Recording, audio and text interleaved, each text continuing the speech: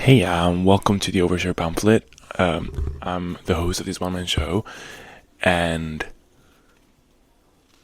today Rob is gonna talk about Toy Story because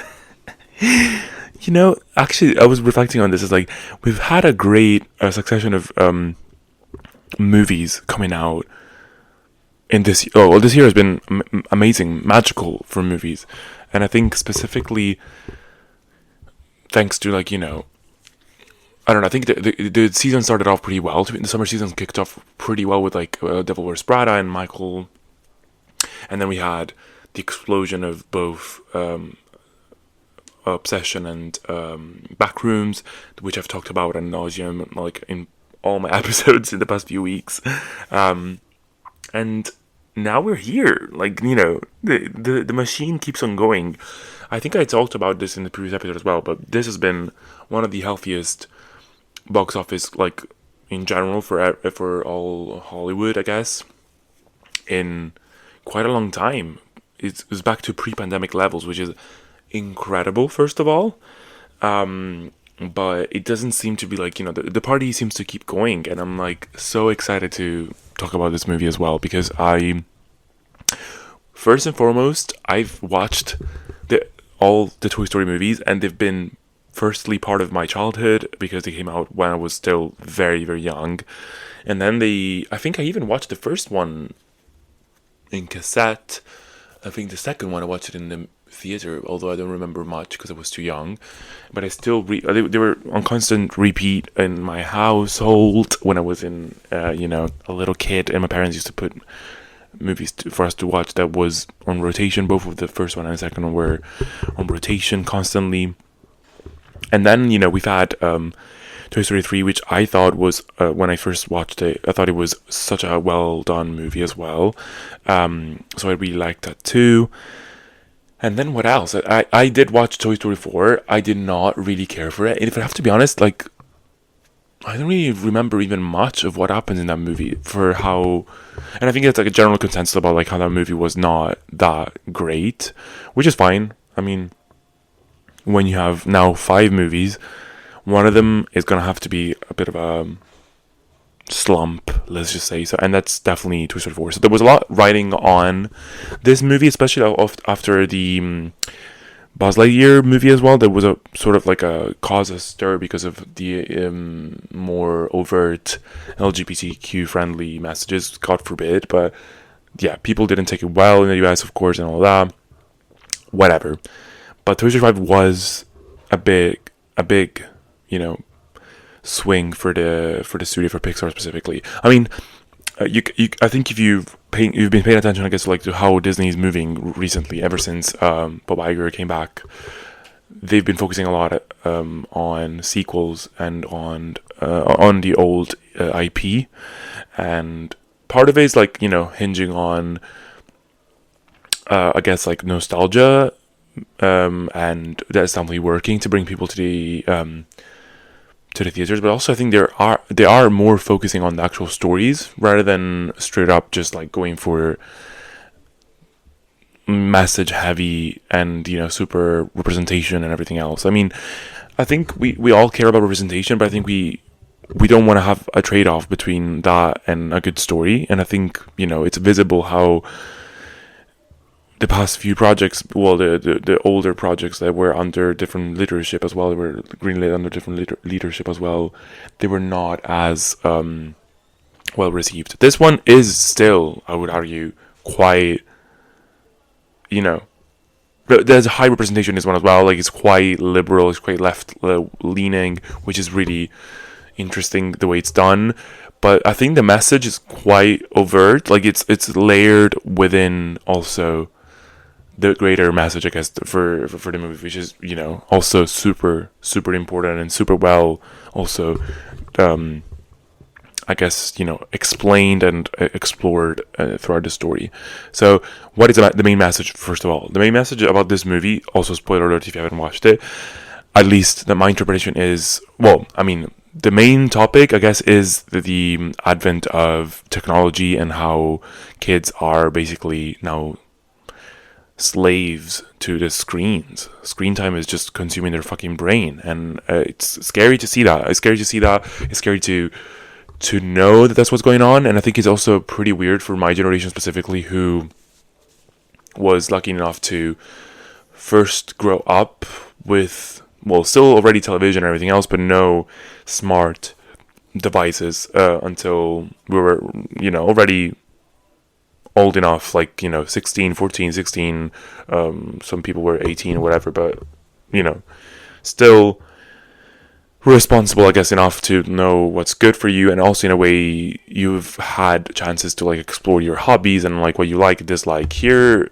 this is like specifically aimed at new parents and like children who are born in the digital, era and like the smartphone era, and specifically how screen time is sort of, I guess, killing children's imagination, and also creating these false friendships and this weird, they make them grow up. I love the fact that they even actually address that. The technology is sort of like making children grow up too fast, and they don't enjoy what we had, which was, a blissful childhood with a lot of other things going on and other more creative hobbies, I guess. So it's a very tough topic, because at the end of the day, like, yes, I think many parents feel the same way, but at the same time, technology is something that, unfortunately, in some ways, you cannot easily get rid of, and you'll have to coexist with it, and children will have to learn how to coexist with it. So the approach that the movie takes is actually, I think, quite smart and quite layered and complicated and nuanced, which is sort of like incredible for a children's movie in a way, because technically it is a children's movie, but it's Pixar. There's always a very sophisticated message behind it, which is this is what really made Pixar famous in the first place, because even if it is a children's movie, the message and the topics and everything else that they deal with are so interesting and complicated and layered. So yeah, they did. I would say at the end of the movie, I felt, well, first of all, I cried. That is always, a sign that the Pixar movie is working on me. But also apart from that, I left the theater thinking, this is like, this was done so well. Like this, they hit the mark in terms of the topic and how they dealt with it. So good, like literally. I think a great addition to the franchise, and I think also very topical and very, like, they managed to, bring the toys, I guess, into like a modern conversation, which is honestly what you need to do to, like, keep the franchise alive, to make it, fresh and relevant, but also still, true to its core. And before I went to the movie, I was like, how are they even gonna, like, go about this, and how is it all about technology, and like how are they gonna explain it? It's just like, what space do toys have these days in a world where children just literally don't give a crap? They don't. They just, are, well, and mostly because of their parents leaving them in front of a screen to pass their time. So yeah, I was so pleasantly surprised the way they actually ended up doing it. So yeah, like, and the I guess the other layer that I want to talk about was the fact that the main character for this entire movie is technically Jessie, which is so interesting, because she hasn't had big role in a Toy Story movie since, I guess, the second movie where she was first introduced, and here she takes front and center, because there is also, I think, the entire topic of toys being forgotten, being replaced by technology. It really fits very well with Jessie's story, specifically of being abandoned by her first owner, and then possibly being abandoned now again. The trauma is coming back because possibly the Bonnie, I think is the name of the kid, the new kid that owns them, possibly her, like, also abandoning them for a smart device. And the story is quite interesting, because basically the Bonnie's having a hard time, like, making friends, and she doesn't understand exactly why. She seems to be like the only girl who's playing with toys and everything else, which is like, unfortunately, I think very realistic at the moment, maybe. But it was, all about that. And then at a certain point, I think she just talked about, like how, apart from being, I guess, just not making any friends, I think she's also getting sort of bullied by older children because they see her playing with toys rather than smart devices. And so that's how the smart device comes in. The lily pad comes in and gets, delivered to their house, and then she starts like socializing on the lily pad with like children with kids that go to like her ballet classes or something like that. But that she approaches them online first, and the whole thing keeps going in a way that, even when she eventually manages to like get an invite to a sleepover to these girls' house, they still don't really socialize because they're glued to their screens. And even when they do, these children turn out to be so super mean and very, like judgy, I guess, towards Bonnie. So, and the main line here is that Bonnie becomes so ashamed of playing with toys that at a certain point she literally like ditches the toys because she wants to be accepted so badly by other kids who instead look down upon toys now. And so for Jessie it really hits home because she doesn't want to be like reliving the same thing over again. But I think part of it is also that it is something that is quite true, unfortunately. And I don't really see, I think, children like doing much in the like, how is it called, like like playing with toys anymore, which is really annoying. But yeah, so for various different reasons, so she ends up accidentally into her first owner's house, which is now, of course, it's been ages, so is now occupied by a new family. And of course there's an extra trauma in a way, but she basically works through the entire issue by meeting other more older versions of, I guess, of like technological toys that were given to children. They were put away because they were replaced so quickly by new smart devices, basically.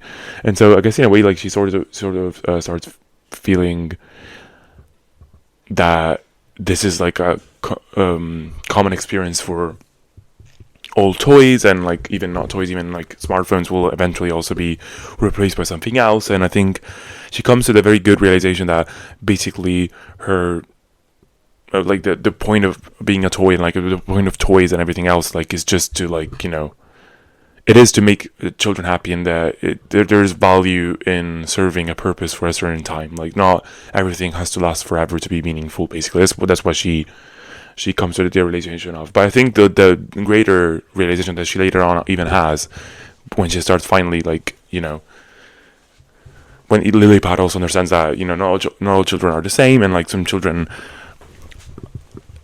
don't and should not be like exposed to like technology so early on and everything else. I think they start like understanding that technology and toys can coexist, and it can actually enhance each other in terms of like playtime and everything else, like all these things. But very interesting conversation, I think. Very interesting like cartoon, and like cartoon story in a way, because it's like so well animated as well. But I think also what I was thinking when I finished the movie was also, I am so glad that it's doing so well. By the way, this is like the highest grossing movie at the moment, like the highest opening movie for the year. It surpassed globally like 300 million in the first opening weekend, which is major. It's so good. It's incredible. But that bodes well in the sense of like children. I'm glad children are actually watching these days this movie, because hopefully the message registers for them as well. And I love a movie for that is technically made for children, that is supposed to actually teach them something very meaningful. And I think this is it. This is like, this hits the mark. So I'm very, very happy about it. I literally have zero complaints about the movie, which is very interesting. I don't think I have any issues with it. I also found the Buzz Lightyear and the Jessie romance so funny and so cute. And yeah, like that was just really good. Eventually basically Bonnie basically makes a friend becomes friends with the girl who's living in Jessie's first owner's house, and they become great friends because they're very similar as well in the way they like to play. And the best part of it all that made me cry was when Jessie, when she has all these realizations and everything else, she finds out, like, sort of like a time capsule that her first owner, Emily, I think she was called, left under a tree near their house. And it's basically like a picture of her with her daughter, basically, now, because she's a mom now. She's old enough to be a mom, basically. But she named her daughter Jessie in honor of her favorite toy, Jessie. And that made me cry. I cried. I literally cried. I was like, damn, that's so good. Such a good message as well. I just loved it. So go watch it. Support movies with good messages. Support movies that will hopefully change people's minds and everything else. Like, people, they will inform also children about what's important in life. Just support these movies. Just go. And also in general, like, I think it's a good experience. If you like Pixar movies, you're gonna love this one. I think it's such a good, wholesome story as well. Really, really liked it. So yeah, cannot say more than this. Like, it's just really, really good. But yeah, I'm excited to see new movies coming up as well. Spider-Man, I'm so seated for that. The Odyssey, I'm so seated for that. Yeah. Anyways, stick around. Have a great time. But stick around for Songs of the Week. But before that, we have a word from our sponsor for the episode. Don't go anywhere.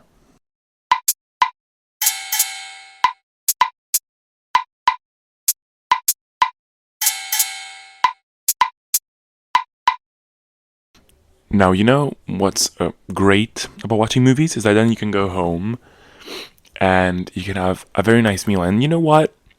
We have all been there. Like, you get home, you're lazy, you don't know what to do, you don't want to cook, you have no interest in doing that because you've just come out of the most amazing cinematic experience ever. And so, you know what? Especially on those type of days, I end up cycling through the same meals over and over. And that's why I thought the Cumin Club was interesting for y'all, because they make authentic Indian meals that are ready in about 5 minutes. Super quick. Like, not even 5 minutes of prep and then another half an hour of cooking, basically. Like, literally a quick, ready-to-cook meal with all the flavors and spices you'd expect from dishes that normally take a longer time to make. What really stood out to me is that they are focused on authentic regional Indian recipes developed with local chefs, and the meals are preservative-free. They also have vegetarian, vegan, and gluten-free options. So there's a lot of variety depending on what you're looking for. And if you're tired basically of the same weeknight dinners, or just want an easy way to explore different Indian dishes without spending hours in the kitchen, the Cumin Club is worth checking out 100%. Right now we have a good deal for you guys. So if you use my code Overshare Pamphlet, you would get 30% off the entire website. And so just head to the Cumin Club, use the code, and then, just to be transparent, if you use the same code, you will help the podcast, because I do earn a commission out of this. So do something good for you, but also good for me. Much appreciated for sponsoring this episode, and I cannot wait for you all to try this amazing product.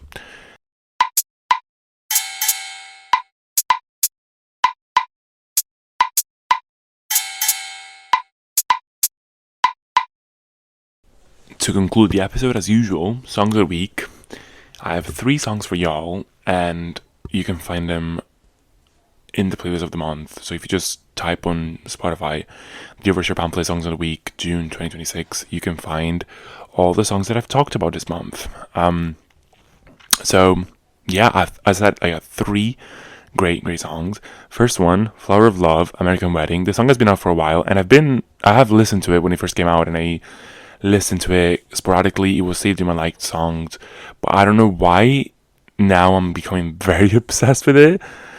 I always describe Flower of Love like as Sabrina Carpenter's daughter, basically. The sound of her songs are just very Sabrina coded. I cannot just really explain it. They're a bit, I guess like, tongue in cheek, and they're a bit biting in terms of like, being very like, I guess like talking about like usual cliches in like love stories and everything else, but also modern love and how, women specifically navigate that. It's so, she's like, oh, actually so funny as well with her lyrics. So she's very similar to Sabrina Carpenter. If you like Sabrina Carpenter in terms of music, you're gonna love this. But this is like, incredible stuff. Flower Love has been, one of my favorite artists for a while. Like I've listened to her songs every single time she puts something out. I think she has an incredible skill.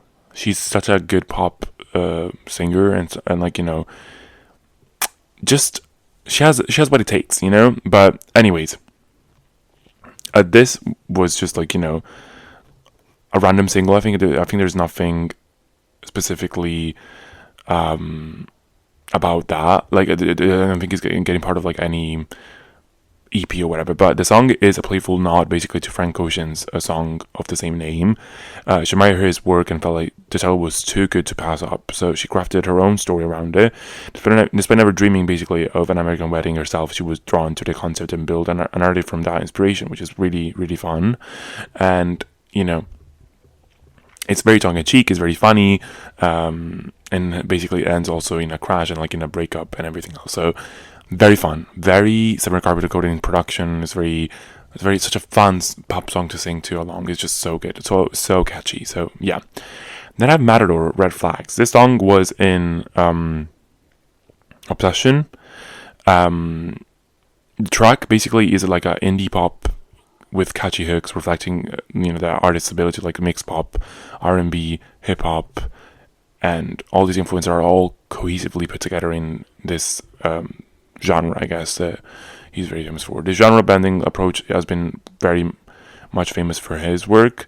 J.O. Matador, such a good song, and it's a very like, lyrically it's just like we both have red flags, and I think that makes our love affair, love story, whatever, quite spicy and quite interesting. Like, it makes it interesting, basically, right? It doesn't have to be necessarily like a bad thing. And Matador is like, he said like, I matador you, basically, which is so funny. Such a good play on words. So yeah, also this song, very catchy. I would definitely give it a go. And then to finish off, I have Like That by Young Franco, Pell, and Jafunk. Jafunk, I don't know. I'm so sorry. But Like That is basically like a hip hop, but also club driven rap. And it does have like a bit of like a Pharrell, a Timbaland inspiration behind it, I think. It's very bouncy percussions and like in slate guitar riffs. Like it's very Pharrell Williams, very Timbaland production type. Jafang is actually, I think, a producer, a German producer, and Young Frank was the main artist singing it. Like the song lyrically is nothing too special in that sense. Like it's not about the lyrics, it's just about the beat. The production is so good. I really. There's some R&B guitars in this. I think, like I do hear them, to be honest, but it's also very hip hop. So hopefully you like that. It's a bit of a different vibe. But it's such a good, groovy song. So give it a go. I cannot stress it enough. Like you need to be, I guess, like open to new stuff to really enjoy music. But this is it. Anyways, hope you guys have a great week ahead of you. And I'll see you very soon. New episode next week on Monday. I will be sitting waiting for the House of Dragon first episode of season 3 to drop, and I'm so ready for that. So see you soon. Bye.